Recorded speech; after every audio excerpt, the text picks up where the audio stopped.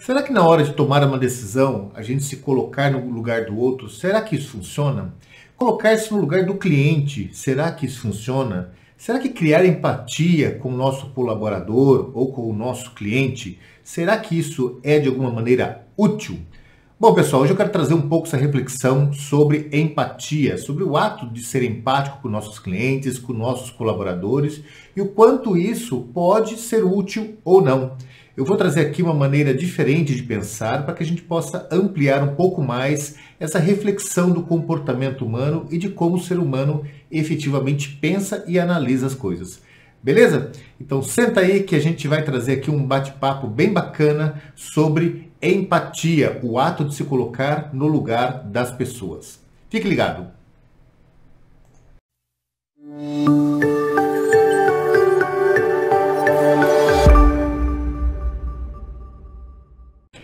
Empatia se tornou aí uma palavra que vem continuamente na moda, tanto na área das vendas, como na área dos projetos, como na área da gestão, da liderança.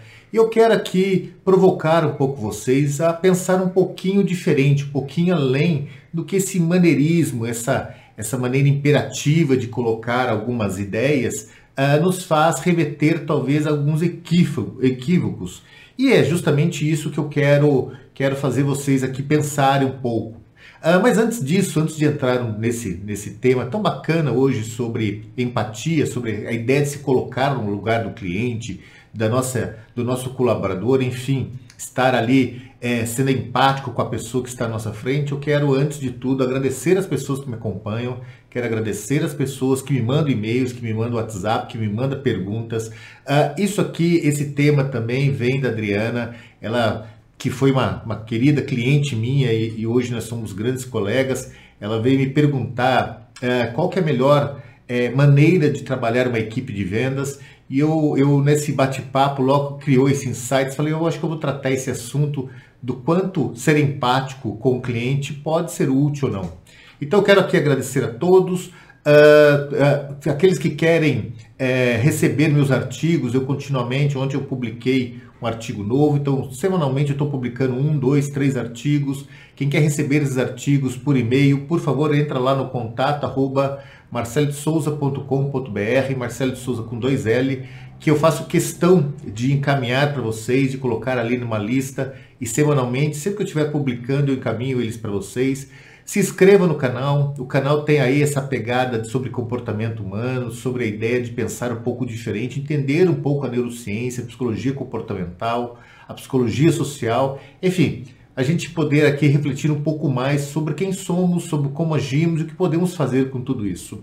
E hoje esse tema não poderia ser diferente. Essa ideia da empatia, que é a ideia de como ser, ou seja, como se eu estivesse no lugar daquela pessoa, como se eu estivesse sentindo o que aquela pessoa está sentindo, como se eu estivesse atribuindo a mim aquelas emoções. É claro, o fato de ser empático não quer dizer não quer dizer que é o estado de ser, é o estado de estar. Você está sendo empático, então você está ali de uma maneira cognitiva, compreendendo o estado emocional da outra pessoa e trazendo de maneira afetiva para que você possa vivenciar o que a outra pessoa, ou tentar vivenciar o que a outra pessoa está vivenciando. O segredo e o ato que torna-se empático ou não é justamente você fazer esse processo cognitivo e afetivo sem julgamento, sem crítica. E essa tendência do entendimento do processo empático tem se tornado muito chavão dentro do mercado, seja lá nas vendas, seja junto com os colaboradores. Mas será que isso é útil? Será que isso efetivamente traz de alguma maneira algum ganho para nós? Ou seja, será que isso tende a prosperar para um lado mais positivo de a gente fazer isso ali como líder, como gestor ou como fazendo um processo de vendas? E isso é um pouco intrigante para a gente entender e eu quero provocar vocês aqui. Eu peguei alguns estudos muito bacanas sobre esse tema, dentro da leitura da psicologia social e comportamental. E ali eu tive alguns cases de estudos justamente que faz essa analogia do quanto isso pode ser útil ou não.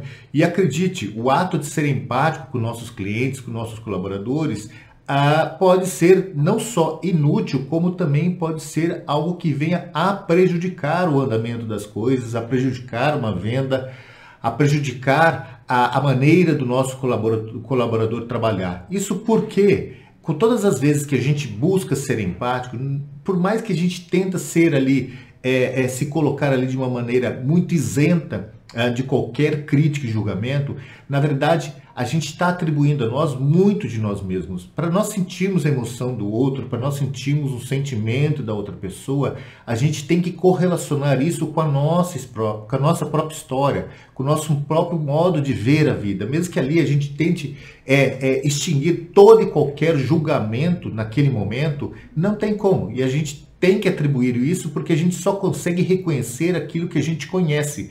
A gente não consegue tirar do nada algo. Então é preciso conciliar o que o outro está sentindo naquele momento com aquelas questões com algo que está dentro de nós. E esse é o grande problema. Eu peguei aqui três cases muito legal. Um foi uma empresa que buscou, que na verdade uma pesquisa que buscou entender o ato empático na hora de criar algo, de trazer algo como criação. E um dos cases foi justamente a ideia da equipe da gerência ali, da gestão, pedir para seus colaboradores escolher quais eram os recursos que os clientes no qual eles tinham entrevistados queriam dentro de um carro.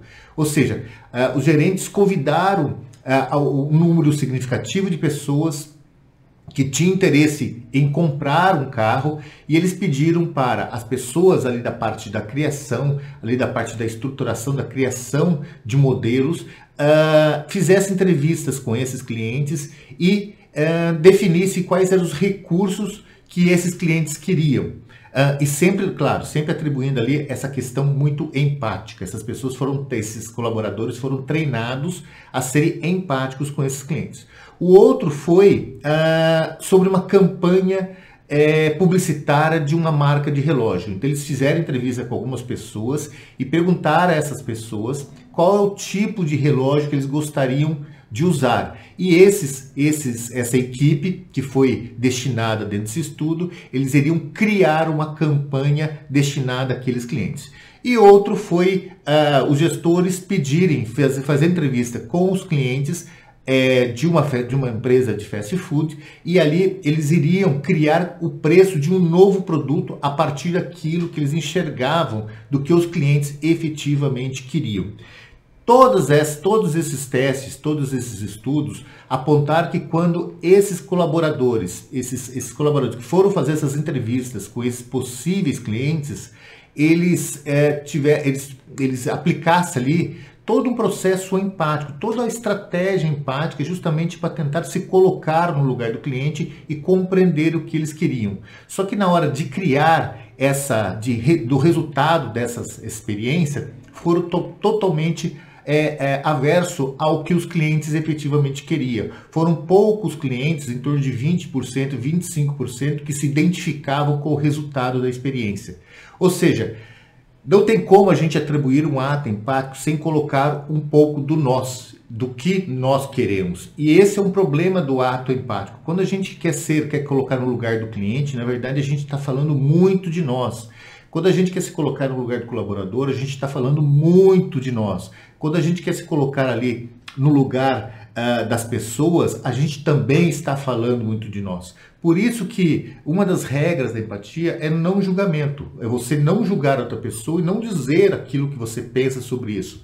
Mas de uma maneira ou outra, não tem como você não atribuir isso dentro de você. Isso inconscientemente, e claro que isso vai gerar ali uma consciência, um processo cognitivo e pensamentos que por menos que você queira criticar ou julgar, ou de alguma maneira pensar algo de uma forma neutra, você não consegue fazer isso, porque você sempre está trazendo a sua experiência. A experiência ela é sempre vinculada com isso. Então, efetivamente, é muito difícil é praticamente impossível a gente ser neutro quando a gente se coloca no lugar da outra pessoa. E isso basicamente tem a ver com uma palavra que é muito conhecida e que tem a ver com a nossa perspectiva do ser, o nosso próprio eu, que é o egocentrismo. O nosso egocentrismo ele é parte da essência de quem somos. E por mais que a gente queira não ter isso, a gente queira minimizar essa condição egocêntrica, ela é parte de toda a formação de pensamento, de opinião, de julgamento, de interação e de relação. Qualquer relação humana existe uma parte desse ego presente. Por quê? Porque talvez a base fundamental da formação dos seus próprios valores, da sua própria significação, do seu próprio sentido de ser. E o egocentrismo, ele é estruturado em todo tipo de relação. Todo tipo de relação que nós temos com uma outra pessoa tem que haver ganhos. Quando uma relação não tem ganhos e começa a ter perda, você identifica que é a perda, esse ego, para esse ego que a gente carrega, ele não quer saber os motivos, ele simplesmente tenta se afastar, porque aquilo não faz sentido para ele. E isso é um processo intrínseco do ser humano e o egocentrismo é parte disso. Então eu quero aqui quero deixar claro para vocês justamente que por mais que a gente ensaie, por mais que a gente tenta ser ausente de qualquer questão egocêntrica, ela sempre vai se fazer presentes. Bom, enfim, e isso dentro das equipes, dentro do colaborador, é a mesma coisa. Se a gente vai tentar ali sentir, colocar-se como no lugar da pessoa, a gente vai intervir de alguma maneira justamente com a abordagem daquilo que faz sentido para nós e vai minimizar muito aquilo que faz sentido para o outro. Então, dentro de uma equipe, dentro de uma gestão, dentro de uma liderança, a gente sempre tem que prestar muita atenção com isso para que a gente não influencie o outro a fazer aquilo que nós queremos, e sim dar a liberdade para o outro para que ele escolha mecanismos e maneiras para lidar com os problemas, para lidar com aquela situação, para lidar com as dificuldades, até porque isso é uma maneira de ele aprender e de repente a partir dele, haja estratégias muito mais concisas, muito mais inteligentes, muito mais realistas do que aquela que nós pensamos.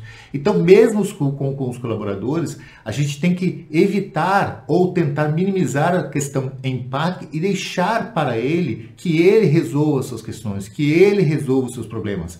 Isso não quer dizer que você deva abandonar as pessoas. Sim, dar ouvido, tentar compreender, se colocar na situação dele, mas evitar qualquer intervenção, ou seja, permitir com que ele ande pelas suas próprias pernas, ande por si mesmo, ande pela sua própria estrutura de pensamento, de decisões, de análise, de perspectiva, porque isso não só vai permitir você fazer com que ele reconheça que você respeita os valores dele, o sentimento dele, que você respeita ali a sua forma de ser, que você está permitindo com que ele seja quem ele deve ser de verdade, ou seja, aquilo que é identitário dele, aquilo que pertence a ele, como também é uma maneira de você reconhecer os seus valores, reconhecer a sua capacidade, reconhecer o seu pertencimento, reconhecer que ele é uma pessoa ativa, uma pessoa que tem méritos e por isso mesmo você está dando a ele a condição para que ele resolva.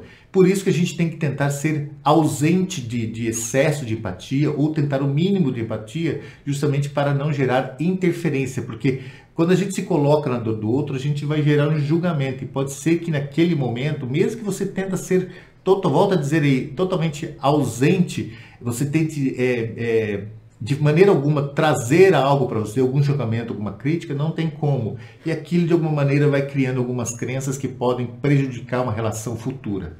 Então, isso é uma proposta que talvez fuja um pouco...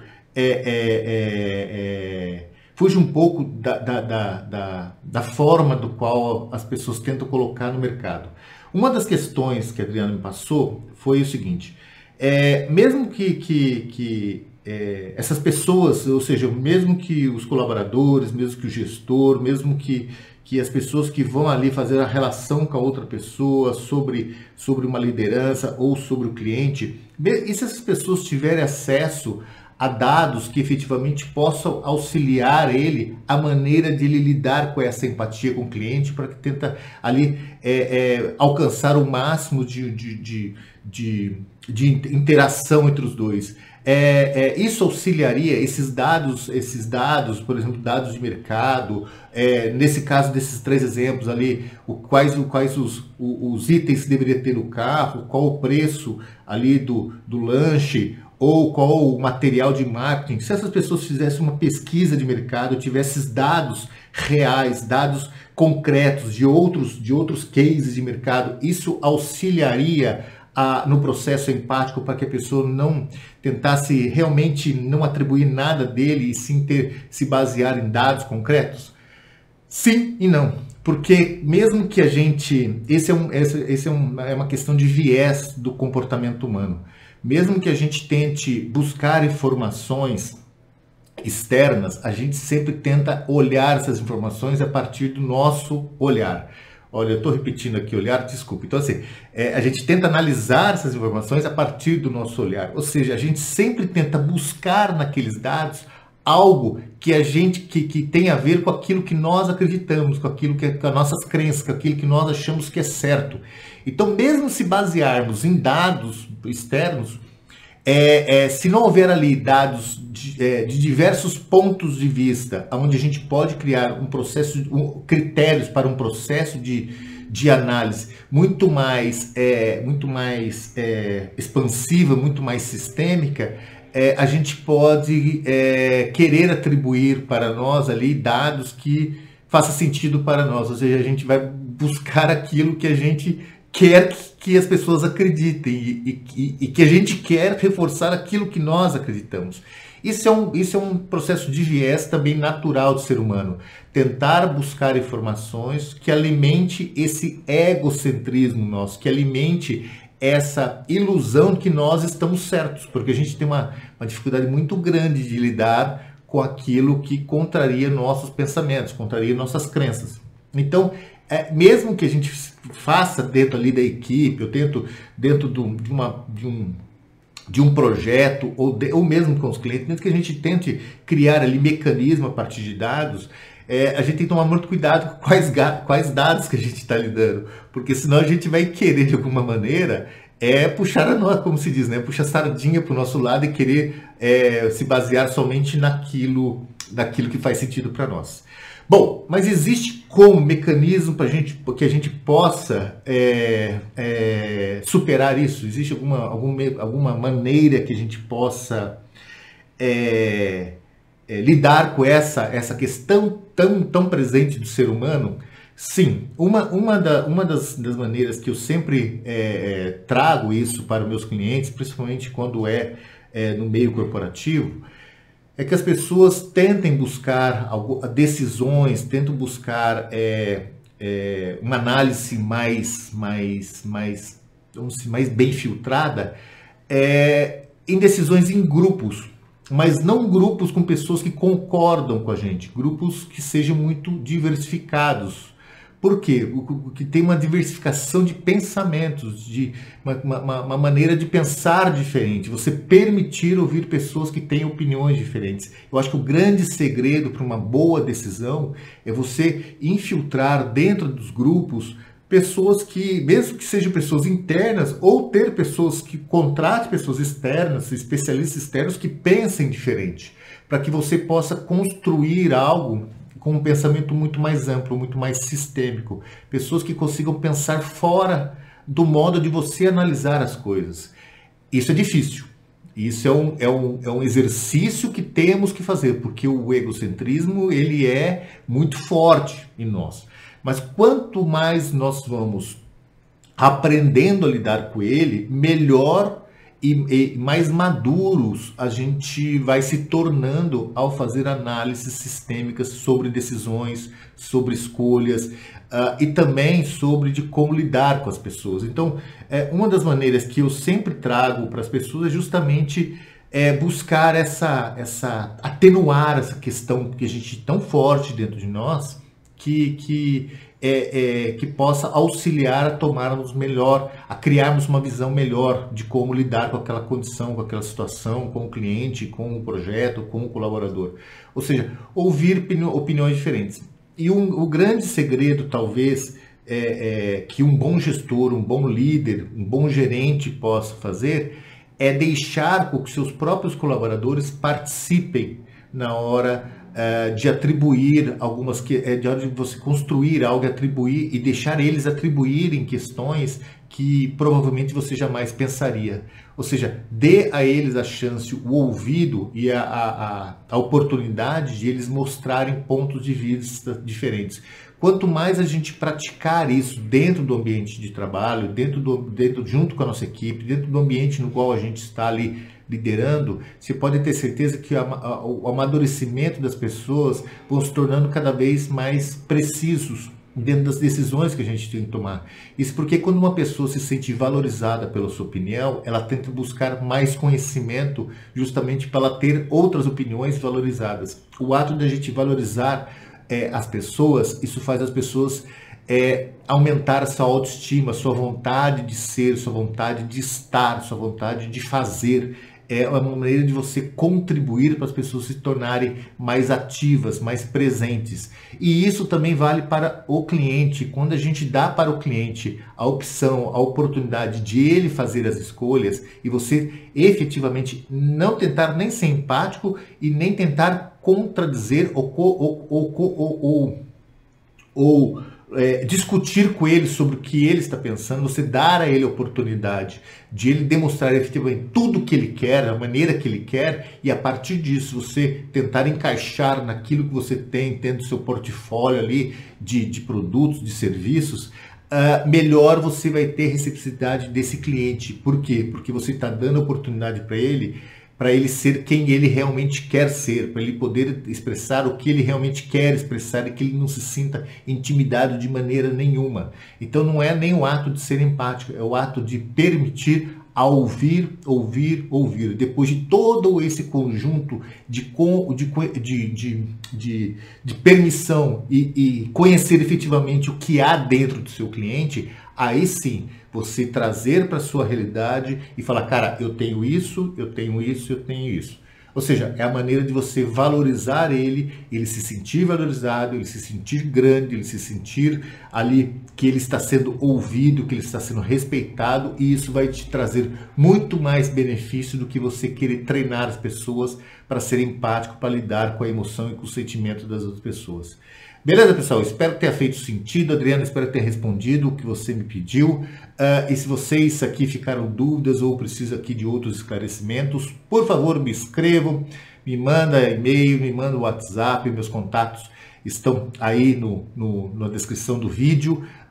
E até o próximo vídeo. Se você tiver algum tema que você queira trabalhar, não esqueça, me manda que se esse tema estiver dentro das ideias do comportamento humano e tiver a possibilidade de eu poder aqui explicar, discutir, refletir sobre ele, farei questão de fazer isso, como tenho feito. Meus últimos vídeos são praticamente fundamentados naquilo que as pessoas têm me mandado. Não se esqueça de inscrever no canal, não esqueça de compartilhar esse vídeo, não esqueça de deixar a sua opinião, seja ela dentro daquilo que a gente está discutindo, seja ela contrária, mas sempre traga argumentos para que a gente possa ampliar a discussão e aprendermos um com o outro aqui, que é o fator principal desses vídeos que eu tenho feito continuamente. Tá bom? Um beijo para vocês e até o próximo vídeo. Tchau, tchau.